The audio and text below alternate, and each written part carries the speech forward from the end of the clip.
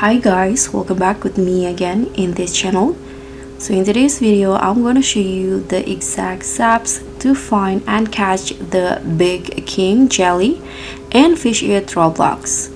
So this secret tire fish is one of the hardest to pull in, but I found the perfect bait and spot to make it happen. So let's just get started.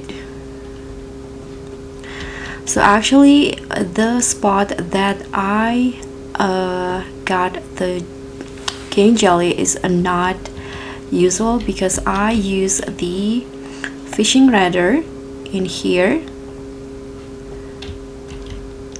and I got it from the artifacts location. So I use this boat actually to find the artifact positions, but I got the king jelly after that. So you can just use your boat in here and find the mark. So I got it from the yellow mark, so you can just find it in here. Okay, this spot's right here, so I got it from these locations. And for the road that I use, I'm using the ghost fin road with the corrupt bait or corrupt bobber.